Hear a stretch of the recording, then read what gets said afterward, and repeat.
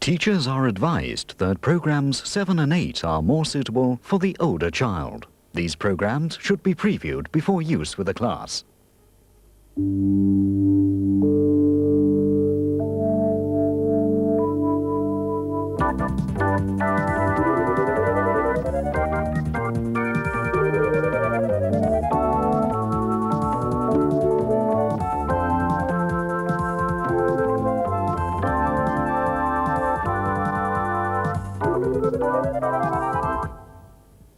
Well, in the previous Living and Growing programmes, we met Elaine and Robert Anderson, who enjoy a happy and stable marriage. Now, most people would like a happy partnership, but of course it's not always the easiest thing in the world to find the right person of the opposite sex. But we all have to start somewhere. You make friends, of course. Some friendships, they don't work, some do. It can all seem all right at first, and then, well, you just start going off the person.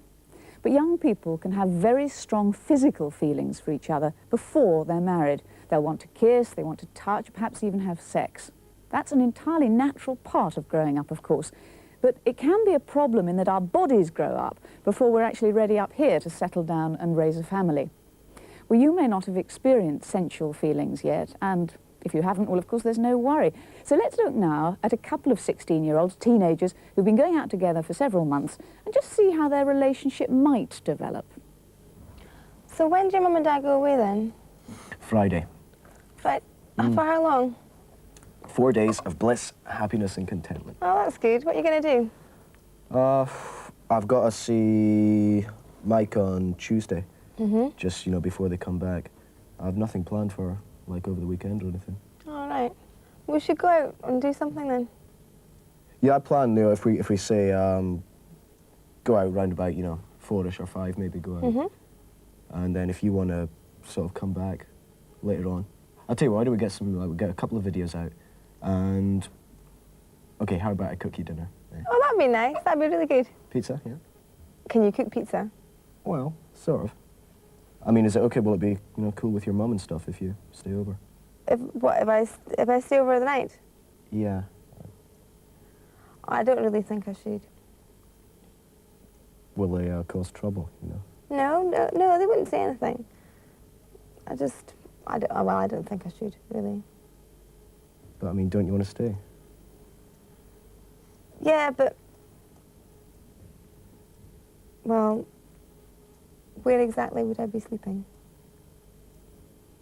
Well, I just thought, you know, it's... I mean, we've been sort of seeing each other now for about six and a half months or so. I just thought it was maybe getting to that time, you know? And this seemed like the right occasion. I don't think so, not yet.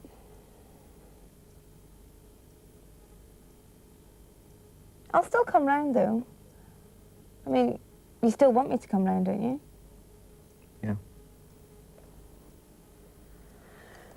I'm sorry, I mean, you should know that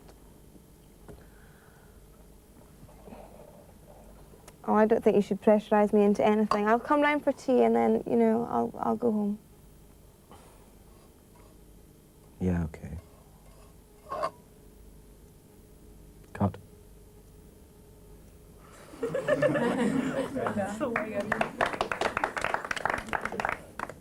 Very good, you two. Very realistic.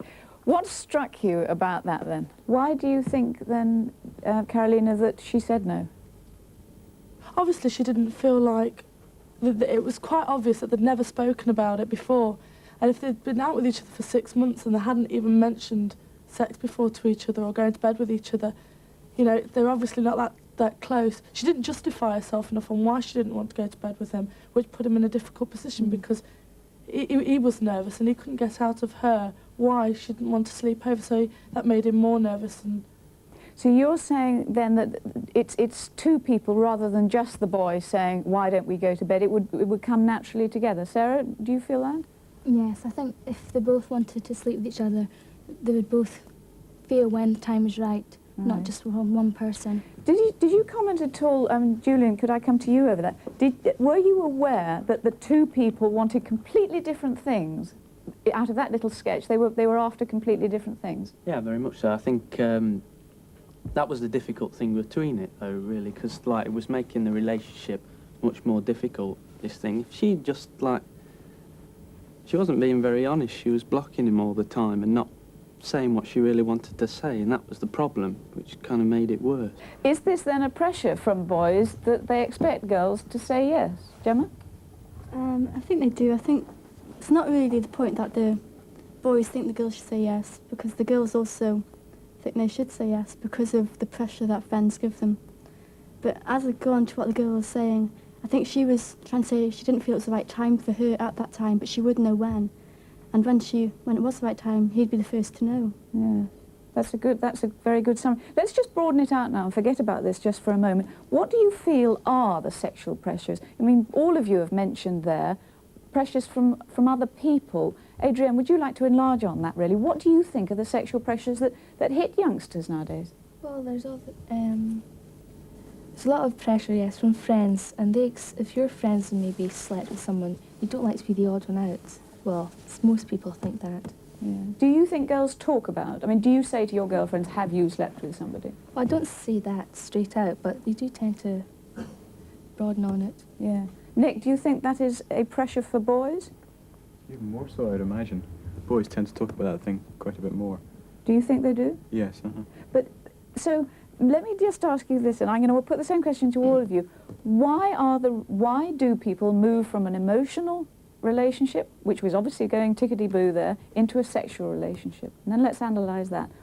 Because I think they want to take it one stage further, where they show more than their emotions through their language and through their conversation. They want to show something more than that. So, love is a good one. What else? I think it's expectations. Going back to your mate's idea again, your friends often expect you to have slept with your boyfriend. I mean, I get asked that. And so it's almost expected that if you go out with someone, because he was saying he went out with her for 6.5 months, it's almost expected, like after a certain time period, that's when you jump into bed. So love and expectation. But I mean, Clive? he probably feels under pressure from his friends, and they're wanting him to go, come on, like, go for it. But he probably wants to prove to her that how much he cares for her.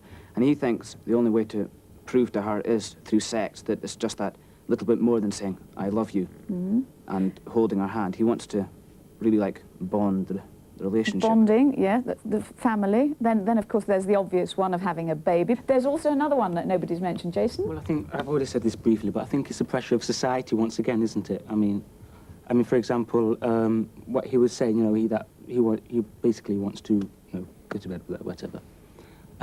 Again, it's the pressure of friends. That's very important. But I think overall, over everything, it's the pressure of society. I mean, you see that sort of thing in the media, on television, in adverts to some extent. I mean, some of these adverts are very provocative. And people are led to believe that that is the right way to carry on. Whether it is or not, of course, is another matter. All right, we've looked at it from a man's point of view, the pressures from a bloke's point of view. Now, let's look at it from the pressures from a girl's point of view. Let's just look at it, the very fact it's the first time that you go to bed with someone. How important is that in relation to society? Gemma? Well, I think for the first time you do go to bed with somebody, it's got to be something that you want to do, not what society's led you into. It's got to be something, I don't know, something... Special? Special, yeah, something special that the both of you want to do together, and it's got nothing to do with anybody else. Yes, absolutely. More girls? Jennifer, when you get to 40, when you look back, or anyone looking back on the man that you first went to bed with, how would you like that to be remembered? I'd like it, I think the first person who you have a really serious relationship will always have a special place in your memory. So I'd like to have lots of nice memories and not have horrible ones about arguments all the time, about pressures and so on. What about reputations, though? Because this is terribly near to all our hearts, isn't it? Does it worry you as a girl? I don't think you can put a sort of time limit or an age limit on it. It's up to the two people involved. But the thing about reputation is there seems to be a different reputation. I think even now for boys and girls going to bed with each other, girls who do sleep with a lot of people are called various names, and yet boys are called different names. It seems almost a status symbol. Can you give me an example of what you mean by the discrepancy between the boy and the girl? It depends. If it's only once or twice, then it's different. But certain girls who I know, who say have slept with a lot of lads, are called slags, things like that. Yet the boys are sort of looked on as fairly macho.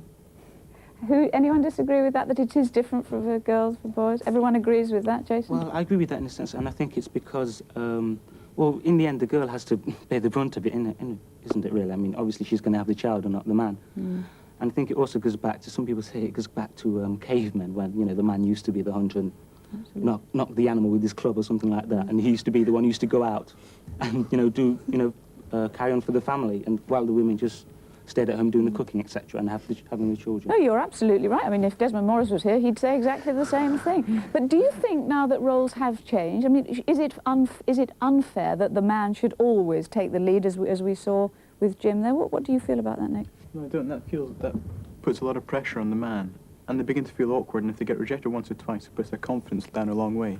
And it'd be nice if a girl has made the move at the beginning once or twice, but then people tend to think they're very fast, so they go easier, whatever. I just want to talk about flirting, because I think women nowadays, we want both things. We dress ourselves up to look as sexy as we possibly can, don't we? And then we don't like it when we're treated as sex objects. What do you feel about that, girl? Sarah? I think it's true to a certain point, but then some people do enjoy it and some people don't, and there's some that like it. A bit of both. Do you think that we are a bit hypocritical, women, in what we want out of life? Yeah, I think we are very much so. I mean, we do dress up and we do go out and we do try to attract men. And once they say something that you think, well, that's not very nice, then you fire back at them. But going back to the point of men always having to come to the girls, isn't it true that the men only come to the girls and, like, approach them when they previously know that that girl likes them anyway?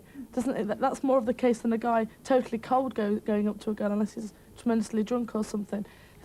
Half the time they know that the girl has some feeling towards them, as in the girl would with a bloke.